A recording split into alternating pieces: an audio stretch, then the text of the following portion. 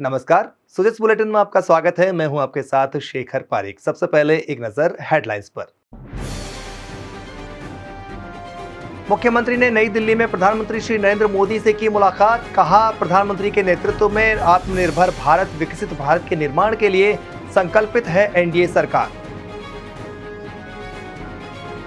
ऊर्जा के क्षेत्र में अग्रणी और आत्मनिर्भर बनेगा राजस्थान। मुख्यमंत्री ने 4 सोलर प्रोजेक्ट्स के लिए भूमि आवंटन को दी मंजूरी। नए आपराधिक कानूनों को लेकर मुख्य सचिव ने ली बैठक। कहा, नए कानून 150 साल पुरानी न्याय प्रणाली को बनाएंगे न्याय आधारित। मुख्यमंत्री श्री भजनलाल शर्मा ने आज नई दिल्ली में प्रधानमंत्री श्री नरेंद्र मोदी से मुलाकात की। मुख्यमंत्री ने मुलाकात के बाद अपने एक्स अकाउंट पर लिखा, आज राजधानी दिल्ली में विश्व के सर्वाधिक लोकप्रिय नेता, 140 करोड़ भारतीयों के सुख, समृद्धि और कल्याण के लिए साधनारत भारत के अमृत काल के सारथी आदरणीय प्रधानमंत्री श्री नरेंद्र मोदी जी से स्नेहपूर्ण भेंट कर उनका स्नेहिल आशीर्वाद व आत्मीय मार्गदर्शन प्राप्त किया। माननीय प्रधानमंत्री जी के यशस्वी नेतृत्व में केंद्र की एनडीए सरकार आत्मनिर्भर भारत, विकसित भारत के निर्माण और जन जन की सतत सेवा हेतु पूर्णतः संकल्पित है। भारत माता की जय। मुख्यमंत्री श्री भजनलाल शर्मा ने पश्चिम बंगाल के न्यू जलपाईगुड़ी में रेल दुर्घटना पर दुख जाहिर किया है और घायलों के शीघ्र स्वास्थ्य लाभ की कामना की है। मुख्यमंत्री ने आज अपने एक्स अकाउंट पर लिखा, पश्चिम बंगाल के न्यू जलपाईगुड़ी में कंचनजंगा एक्सप्रेस व मालगाड़ी में भीषण टक्कर में हुई जनहानि अत्यंत दुखद एवं हृदय विदारक है। प्रभु से प्रार्थना है कि दिवंगत पुण्यात्माओं को अपने श्री चरणों में स्थान व घायलों को शीघ्र स्वास्थ्य लाभ प्रदान करें। मेरी संवेदनाएं शोक संतप्त परिजनों के साथ है। ओम शांति।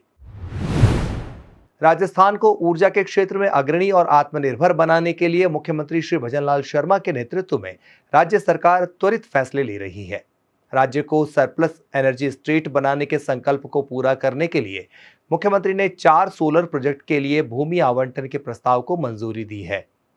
बीकानेर जिले में 2450 मेगावाट के 3 सोलर पार्कों की स्थापना के लिए Rajasthan solar park development company को कुल 4780 हेक्टेयर और फलोदी जिले में 500 मेगावाट के एक सोलर प्रोजेक्ट की स्थापना के लिए एनटीपीसी रिन्यूएबल एनर्जी लिमिटेड को लगभग 910 हेक्टेयर भूमि आवंटन को मंजूरी दी गई है। बीकानेर जिले में एक हजार मेगावाट के 2 तथा 450 मेगावाट का एक सोलर पार्क स्थापित किया जाएगा। पहले सोलर पार्क के लिए पूगल तहसील के ग्राम सूरासर में लगभग 1881 हेक्टेयर भूमि आवंटन को मंजूरी दी गई है। इसी प्रकार 1000 मेगावाट के दूसरे सोलर पार्क के लिए 2000 हेक्टेयर भूमि आवंटित की जाएगी, जिसमें से 1194 हेक्टेयर भूमि सूरासर तथा लगभग 807 हेक्टेयर भूमि ग्राम भणावतावाला में स्थित है। वहीं बीकानेर जिले में ही 450 मेगावाट के तीसरे सोलर पार्क की स्थापना के लिए छतरगढ़ तहसील के ग्राम सरदारपुरा में 900 हेक्टेयर भूमि आवंटन को मंजूरी दी गई है। ये सोलर पार्क राजस्थान अक्षय ऊर्जा निगम द्वारा नवीन एवं नवीकरणीय मंत्रालय की सौर पार्क योजना के अंतर्गत 3 चरणों में विकसित किए जाएंगे। मुख्यमंत्री ने इसके साथ ही एनटीपीसी रिन्यूएबल एनर्जी लिमिटेड को 500 मेगावाट सोलर प्रोजेक्ट की स्थापना के लिए फलौदी जिले की बाप तहसील में ग्राम भड़ला में 910 हेक्टेयर भूमि आवंटन को मंजूरी दी है। मुख्यमंत्री ने कहा कि इन सोलर प्रोजेक्ट्स के माध्यम से राजस्थान को ऊर्जा के क्षेत्र में आत्मनिर्भर बनाने का हमारा संकल्प साकार होगा और ये प्रदेश के विकास में मील का पत्थर साबित होंगे। उन्होंने कहा कि इन परियोजनाओं से स्थानीय स्तर पर रोजगार के अवसर सृजित होने के साथ ही क्षेत्र में आर्थिक गतिविधियों को गति मिलेगी। मुख्य सचिव श्री सुधांश पंत की अध्यक्षता में आज शासन सचिवालय में नए आपराधिक कानून के संबंध में बैठक हुई। बैठक में मुख्य सचिव ने बताया कि 3 नए कानून भारतीय न्याय संहिता, भारतीय साक्ष्य अधिनियम और भारतीय नागरिक सुरक्षा संहिता 1 जुलाई 2024 से लागू हो जाएंगे। उन्होंने कहा कि नए कानून 150 साल पुरानी दंड आधारित न्याय प्रणाली को न्याय आधारित बनाएंगे। पुराने कानूनों के स्थान पर लाए जा रहे 3 नए कानून हमारे संविधान की 3 मूल भावनाओं, व्यक्ति की स्वतंत्रता, मानवाधिकार और सभी के साथ समान व्यवहार के सिद्धांत के आधार पर बनाए गए हैं। मुख्य सचिव ने बताया कि नए कानूनों में महिलाओं और बच्चों के खिलाफ अपराध, मानव शरीर को प्रभावित करने जैसे मामलों को प्राथमिकता दी गई है। नए कानूनों में पुलिस और नागरिकों के अधिकारों के बीच बेहतर संतुलन कायम किया गया है और आईटी के उपयोग में कई प्रणालियों को सरलीकृत किया गया है। बैठक में मुख्य सचिव ने संबंधित विभागों को निर्देश दिए कि 3 नए कानूनों के बारे में आम जन को जागरूक करें, खासकर महिला और बच्चों को नए कानूनों के बारे में बताया जाए। उन्होंने कहा कि स्कूल और कॉलेजों के माध्यम से बच्चों और महिलाओं को अपराध से जुड़े जानकारी दी जाए। उन्होंने नए कानूनों के प्रति जन जागरूकता को लेकर विभिन्न विभागों के अधिकारियों को निर्देश भी प्रदान किए। खबरें अभी और भी है, लेकिन उससे पहले एक ब्रेक।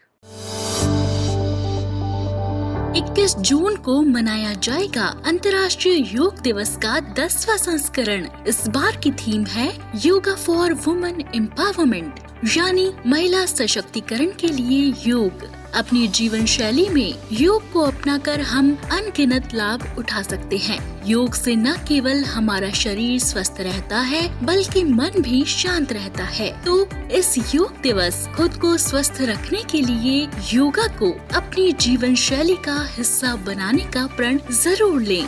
सेहत के लिए योग है वरदान, सब रोगों का इससे हो रहा निदान।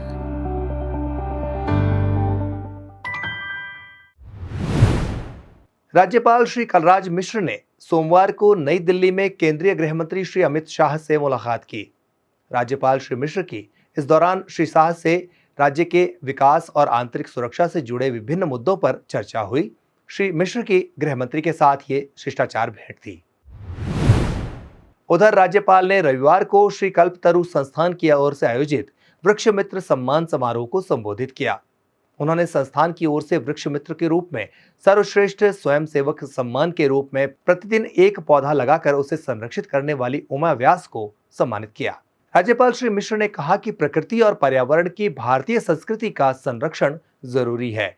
उन्होंने अधिकाधिक पेड़ लगाए जाने का आह्वान किया और कहा कि प्रकृति के आंतरिक संतुलन को क्षति पहुंचाए बिना विकास की सोच को मूर्त रूप देना चाहिए।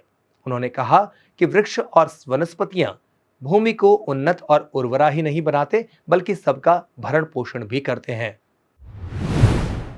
शिक्षा और पंचायती राज मंत्री श्री मदन दिलावर रविवार को पाली जिले के दौरे पर रहे। उन्होंने पाली के बालराई में भामाशाह द्वारा निर्मित लगभग 8 करोड़ रुपए की लागत से भंवरीबाई घेवरचंद सुराणा राजकीय उच्च माध्यमिक विद्यालय बालराई का उद्घाटन किया। शिक्षा मंत्री ने इस अवसर पर 10वीं व 12वीं के विभिन्न संकायों में अव्वल आने वाले बच्चों को सम्मानित किया। इस अवसर पर उन्होंने कहा कि शिक्षा द्वारा समाज में बदलाव लाया जा सकता है। उन्होंने कहा कि यह शिक्षा के क्षेत्र में आदर्श बनेगा। उन्होंने भामाशाहों के योगदान को अनुकरणीय और प्रेरणादायी बताते हुए विद्यालय में कला, कृषि आदि संकाय खोलने की घोषणा की। श्री दिलावर ने कहा कि राजस्थान में प्रतिभाओं की कोई कमी नहीं है। वे अपेक्षा करते हैं कि अगले वर्ष राज्य के शिक्षक मिलकर और बेहतर परिणाम देंगे। उन्होंने कहा कि बहुत ज्यादा अंक लाना ही पर्याप्त नहीं है, बच्चों को अच्छे संस्कार देना भी उतना ही जरूरी है।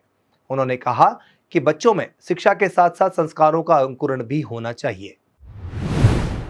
आगामी 21 जून को 10वां अंतर्राष्ट्रीय योग दिवस मनाया जाएगा। इससे पहले जगह जगह योग से जुड़े आयोजनों की धूम है। अंतर्राष्ट्रीय योग दिवस सप्ताह के तहत दिल्ली स्थित योग केंद्र शक्ति योग संस्थान द्वारा राजस्थान सहित अन्य राज्यों के 121 अप्रवासी योगियों और योगिनियों ने देशभक्ति गीत लहरा दो के साथ सामूहिक योग कर जम्मू कश्मीर में आतंकी हमले में शहीद हुए वीर जवानों को श्रद्धांजलि अर्पित की। स्वर्ण जयंती गार्डन जापानी पार्क में रविवार को आयोजित इस योग कार्यक्रम में संस्थान के संस्थापक योगाचार्य श्री जसपाल सिंह ने बताया कि सभी साधकों को पिछले 15 दिनों से सुबह 5 बजे से निरंतर विभिन्न योग मुद्राओं का अभ्यास करवाया गया। साथ ही जम्मू कश्मीर में हुए आतंकी हमले में शहीद हुए जवानों को श्रद्धांजलि देने के लिए देशभक्ति गीत पर विशेष योगासन की प्रस्तुति भी दी गई। इस बुलेटिन में फिलहाल इतना ही। दीजिए इजाजत। नमस्कार। राजस्थान सरकार से जुड़ी महत्वपूर्ण जानकारी आपको मिलती है सुजस ई बुलेटिन, सुजस वीडियो बुलेटिन और सुजस आवाज पॉडकास्ट पर। इसके लिए फॉलो करें हमारे YouTube channel @DIPR Rajasthan official, Facebook page और X हैंडल DIPR राजस्थान, या डाउनलोड करें सुजस मोबाइल ऐप।